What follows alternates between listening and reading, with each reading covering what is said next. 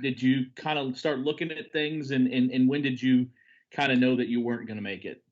Yeah, I think throughout the weekend, what you realize is if everything goes as planned, maybe there's a good shot you make it. But you learn in baseball, there's a lot of upsets, and so this conference is getting to and it just dawned on me as the weekend was playing out. Not that I ever felt like we were 100% in, but I felt pretty good. I felt good last week. I was excited about Poling coming back, excited about Albanese coming back this weekend. When our lineup clicked, boy, it's a scary lineup. But I just think as the weekend went on and you start to realize there's upsets and you start to, at-larges kind of get bumped off the thing. And then what the chatter was out there, it just, I think reality set in pretty good last night. I wasn't feeling great about it today, but was prepared, had a practice schedule for the week, and I was prepared for both, which is not fun as a coach, but just something we have to do. Prepared for getting ready for a regional this weekend, and then prepare for the season coming to an end. So, we worked out Saturday. We had sim scrimmage yesterday. We had guys hitting in the cages. I mean, we had to be physically and mentally ready to go play good baseball. Russ. Yeah, Dan, this is so unusual for you, obviously. How are you handling this personally, and then how do you deal with it with the kids? I'd be lying, Russ, if I said I was handling it well. It's hard. It's really hard. And what it does, it just reminds you how blessed we've been. It reminds you how fortunate I've been. It reminds me how special the players have been, and not just talented players, but players that produce, players that performed, when the lights were on. And so it's a very emotional. The sadness and the frustration and the disappointment, but you also get to reminisce about, wow, this has been such a special run, that not that we ever took it for granted, but having experienced something we hadn't experienced in a long time is definitely not a place we want to be again. Go to Cameron and then Michael. Hey, Dan, Cameron with the Courier Journal. Like you mentioned, you haven't done it in a long time, but you did have it one time in 2011, and you were able to bounce back pretty well with that group. Just what kind of experiences can you take from that year that you think can help this program get back on track next season? Yeah, well, I say fortunately, we had a great program at the Citadel. And we were the winningest team in the decade of the 90s, but we didn't win every year. We didn't go to the regional every year. So there was a lot of highs at the Citadel, and then there were some lows. Same thing at Ole Miss. Our 6 years from 2000 to 2006, we were the winningest team in the SEC. We had a lot of highs, but there was a year in there that was a low, and we had to live through not playing in a regional. And then, as you mentioned, Cameron, in 2011. I've been here before, I guess, fortunately not a lot, but enough to have experience. And, you got to be real, and you got to go back to the drawing board. And as always, I told the kids, and when the meeting ended, I said, guys, I'm going to go meet with the media, and I'm going to make sure everybody knows I'm accountable, right? I mean, I'm responsible.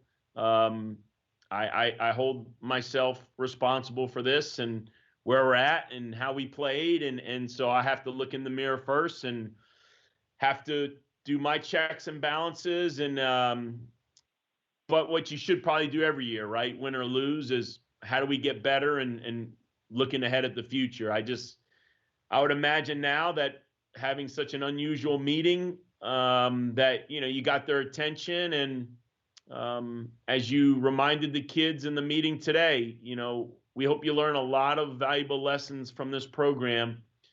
One being, there's a fine line between winning and losing. And as good as we've been for many, many years, I've always respected the fine line between winning and losing. And And so I'd like to thank myself and our coaching staff and our support staff and ultimately the players. Like, man, it's a saying when you say cross every T and dot every I, but man, it really comes to life when you're on the losing end, when you're on the fine line of losing more than we're used to. Michael. Hey, Dan. Obviously, you guys are normally in the postseason, so you don't usually deal with this for a couple more weeks. But what is the plan now that you guys aren't in? I mean, obviously, there's the summer leagues that have to be, assigned and things like that. But what will the team, the players, and stuff be doing in the coming weeks? Well, whenever the season ends, and yes, when you end in Omaha 3 weeks later, you feel like you're behind. But there's no different having the season come to an end officially today that there's a sense of urgency. I mean, there is a high sense of urgency. For me, I'm very excited to get back to the previous summers. Last summer was obviously different, but for me, it's yes, Michael. These guys, we have a game plan for every player, and I met with our coaches, and we do a really good job in recruiting, and we're preparing for the future. And we've got so many dynamics going on. I made it clear in our coaches meeting. Most important right now is the current roster. Right now, this current roster, the guys that are here and been here, and what are they doing? What are they doing today, tomorrow?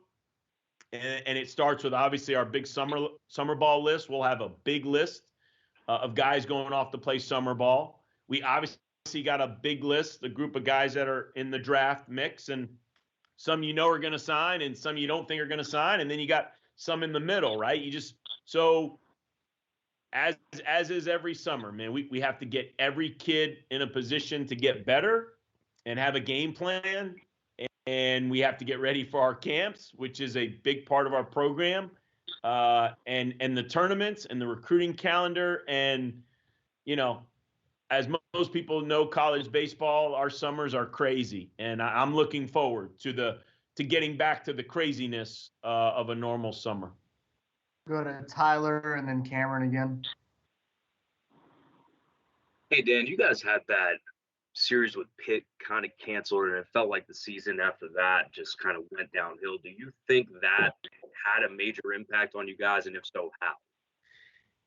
I think, Tyler, in everything we have to evaluate, in everything you have to, and you got to be careful, because in one sense, you don't want to make a bunch of excuses, and you list all these excuses, and then you go to bed tonight and you think, well, tomorrow everything's going to be fine, right?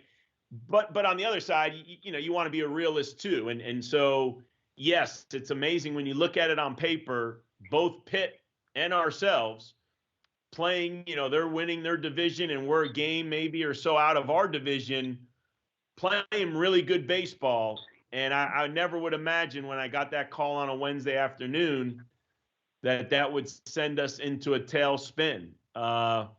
And it did. I never imagined we would go to Clemson 10 days later and play as bad as we did, and not take anything away from Clemson. They deserve to win those games. So I don't ever want to make it sound like it was all us. But we did not play. We were not the same team, and they weren't the same team. Now, with that being said, we still had deficiencies, so we can't blame it on a. We can't blame it on a COVID thing. I mean, at the end of the day, when you break down our stats, when you dive into where we fell short, we had deficiencies, and we probably had them going into the Pitt weekend, but we were still doing enough to win, and we were just putting it together enough to be in the position we were in, which was a really good spot going into that Pitt weekend. Cameron. Dan, obviously, each year you're able to get guys experience and kind of continue to grow them, either whether it's at the plate or on the mound. Do you think missing last year hurt or slowed the development of some guys you really thought you needed this year? And if so, how much do you feel like that impacted things this season? Yeah, again, just individually, there were several players that, I think when we met downstairs, we take pride in player development in our program. And one of the responsibilities we feel as a coach is to help each player be their best, right? But obviously they have to want to be their best. So it's a partnership. And here we are today looking back on the 21 season, and we clearly had a lot of guys that were not their best. So, but again, I can't blame it on one specific thing because everybody in the country had to go through it, right? But for our program and how we run and how we operate, as I mentioned earlier, I'm just super excited to get back at it. I'm super excited that, as the kids know, man, I look at box scores every morning. I'm texting kids throughout the week. We're having phone conversations. I'm sending letters in the mail. Like, I don't know who sends letters in the mail anymore. I am. Like, I mean, I'm sending stuff to their host families. And I'm getting back to the way we've always done things, and that we just couldn't do last summer. But it is what it is. I guess I hope I'm a better coach the next time something like that comes around, because I obviously didn't do a good enough job this time. Matt and then Jody. Hey, Coach, Matt McGaffrey with Sports Illustrated. Over the years, you've had several schools kind of reach out to you to kind of gauge your interest on what it would be like to, bring you over to their program. And this offseason, the chatters that LSU is starting to show some interest. Have you had any sort of contact with LSU? No. I've always said it, Matt. It's twofold, right? It's a compliment. It's flattering to be mentioned by some of the prestigious programs out there. I think the flip side is sometimes it's a slap in the face to the program that we're at, and we'd like to think Louisville's a destination spot. So, but no, I haven't had any contact with them yet. Jody. Dan, you mentioned the meeting downstairs. The next time, well, you'll have other meetings, but your roster's gonna look a lot different next year than it does today. Mm-hmm. Because the draft is so late, how much more difficult does it make it for you to manage the roster and the guys that are kind of in that middle, and maybe the guys that you don't think might get drafted? How much more difficult is that going to be this offseason than it normally is? Well, I can tell you meetings individually start today at 2:00. So I don't need anybody to feel sorry for me, because I'm typically not laying by a pool on Memorial Day anyway, even though I'm very appreciative of what the military have done for me in this country. And I do like to celebrate it. I'm just usually practicing, scouting, going to games. Like, this is a busy, busy day for us. So I'll meet with most of the players through the evening. I'll meet with the rest tomorrow morning. And then we'll do our best. I think college baseball coaches have been the best of navigating a roster with a lot of challenging circumstances. Jody, I don't care if we're the #1 ranked team in the country or we're not in the field. The draft being this late is going to create some real challenges. This is not something college baseball voted for. Was it our first choice having it during the super regionals? Well, no, but I always said, hey, man, I'd rather be one of the 8 teams or 16 teams having to deal with it, right? Like, there's 275 teams that would like to trade places with us. But I don't think college baseball is going to benefit from a middle July draft date. It's nice, I guess, that maybe kids can now transfer, but you have to be in the transfer portal by July 1. Yet the draft is not till July 11. And there are a lot of kids across the country that like the school that they're at, would like to be the starting whatever where they're at. But if Johnny, let's say, doesn't get drafted where he thinks on July 11th, and Johnny's the starting whatever and he wants to come back, what about the player that thought he was stepping into that role? And I've brought this up as I bring up many things that I don't know where they go, but this is something we brought up as college coaches. There's a real dynamic to these rosters and how this is all going to shake out. So it's And this being the first summer, definitely won't be the smoothest summer.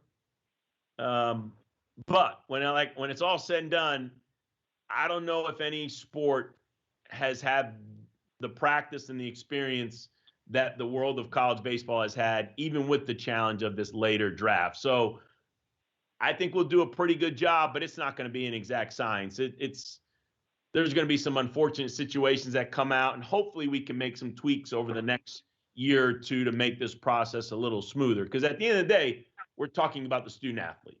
We want what's best for the student athlete. And I'm going to meet with kids this afternoon on May 31st. I don't know what's best for him. I honestly don't, because I don't know. I don't know the roster. I don't know what kids are coming back, and I don't know what signees are coming in.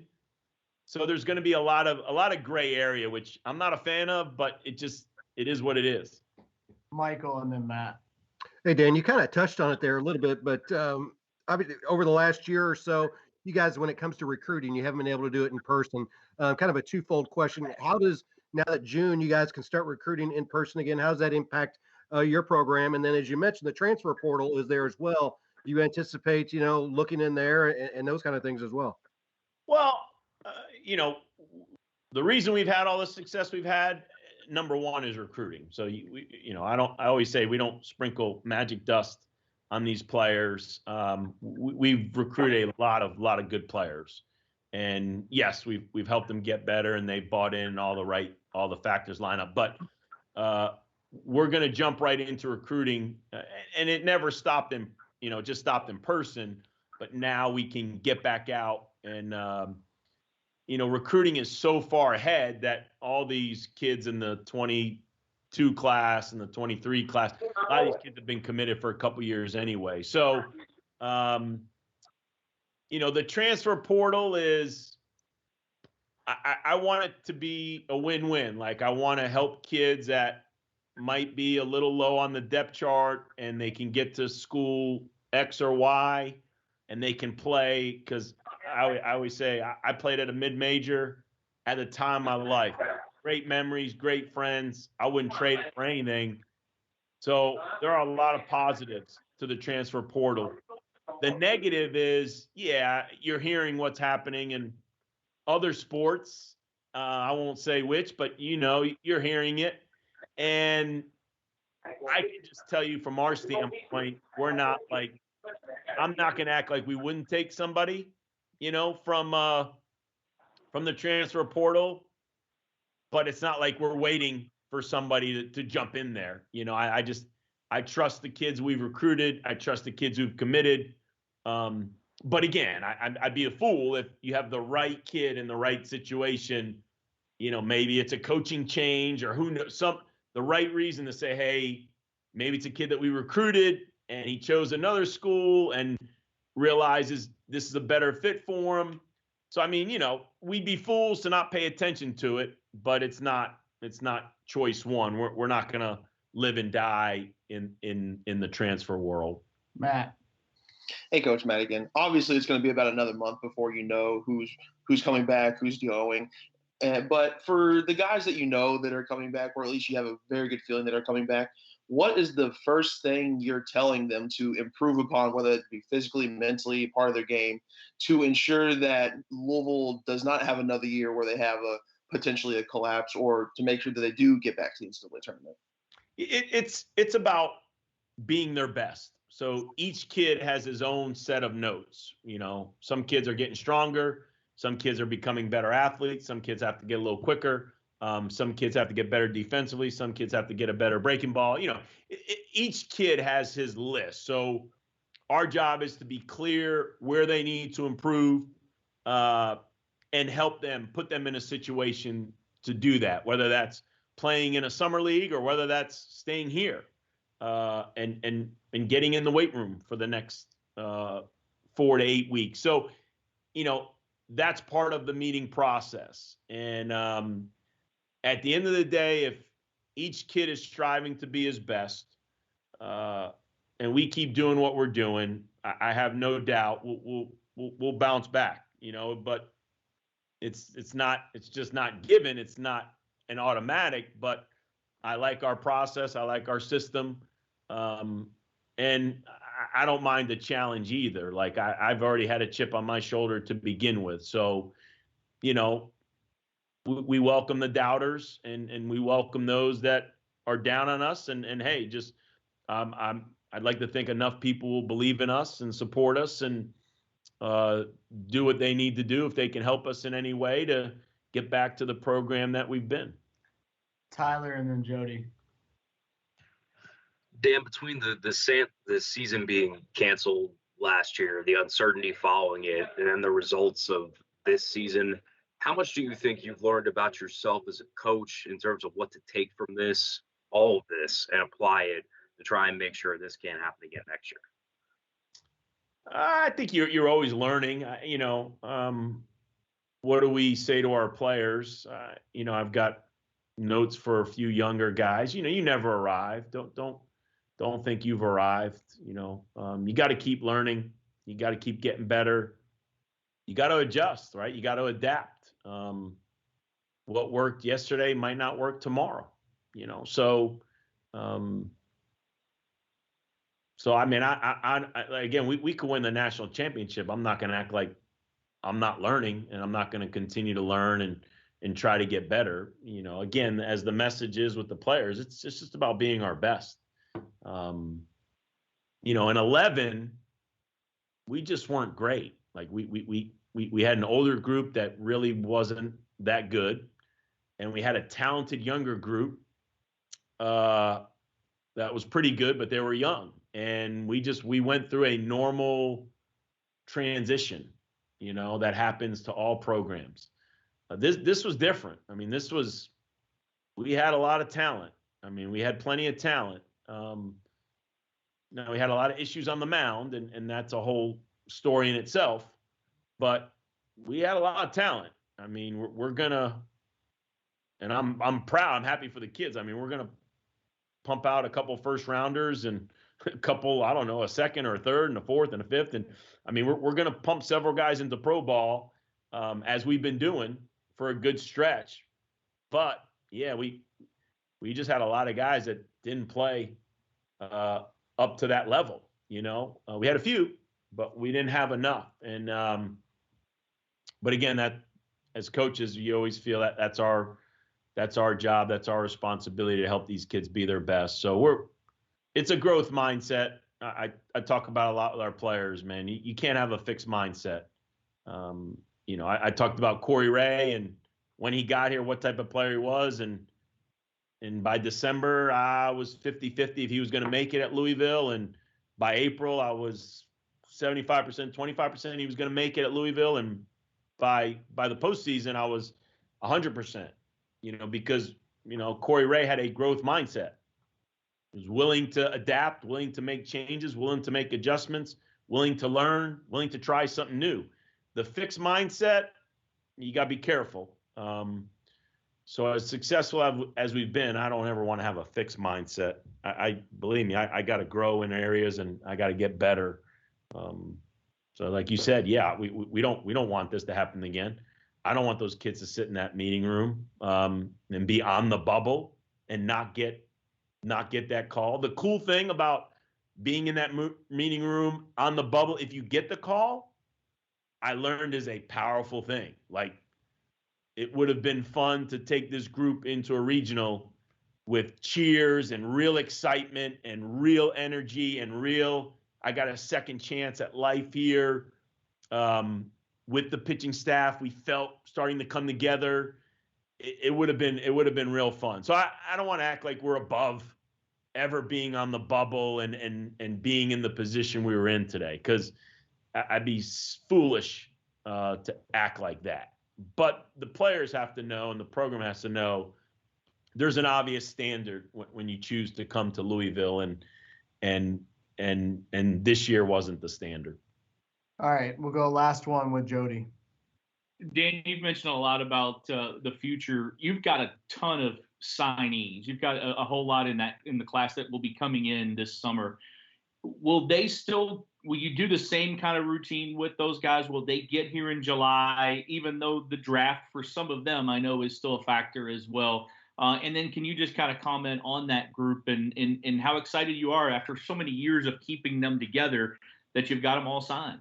It's arguably one of the most important things we do. And I always say, if you look back at the press conference when Vince and I sat there in 2018, he talked about three things. And the first thing he talked about, which because it was that important to me and to our program and to him as well, was summer school. Like we take these kids that have been committed to us for years, or maybe you committed last week, and we get you here in July. We do like football does. We do, and we bring you in, and we get you in our system for a month. You get all the attention, from the strength coach to the nutritionist to our mental coach to our trainer, to our academic coordinator to our FCA director. You get it all, and you get a 5-week, I call it a combine. For 5 weeks, you get to learn and live as a Louisville baseball player with all the attention.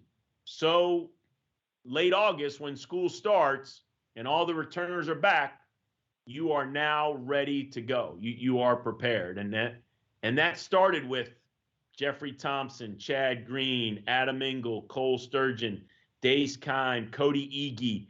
Like, it started with a group. And I remember when we started it, we took our program to another level. So we are ready and excited in all fronts. It's a big class because the expectations we're losing a lot of kids. I am so excited about the young arms. Man, we need an influx of young, talented arms. I mean, they are going to get a great opportunity, these young guys. And I think of, when Detmers and Miller and those guys were freshmen, as Thompson and Green and Ege and Kine, when those guys were freshmen. Like, I'm so excited about the influx of arms. Position players, there's definitely a handful of them that can help us right away. You just always, how they adapt. And again, Corey Ray ended up being the 5th pick of the draft. But his freshman year, come Christmas, I didn't think he was playing. And he wasn't playing his freshman year for about halfway. So I'm always a little cautious when I talk about the position player group. But let's face it, our star power was position players this year, and we're losing a handful of position players, whether it's due to the draft or even some older guys. I just think it's an exciting time if you're coming in the 2021 class. Now they're going to bring me a lot of stress next year, and are we going to be a young team? Yeah, we will. But hey, I can deal with young talent as long as you buy in and you're willing to compete. So I'm looking forward to it. All right, everybody, we'll wrap on that. As always, we appreciate everything you guys do. Appreciate you guys being here all year in tough times. You guys, you know how much I appreciate you. And like I told Brian Vamos, our marketing director, it's on. Get ready next spring. It's on. You better pencil us in on your calendar, because I promise you, we're going to keep you busy. Doesn't mean we're going to be perfect, Matt. We'll have some hiccups there, but I promise we'll keep you guys busy, all right? All right. Thanks, Coach. Take care. Thanks, everyone. Thanks, Dan.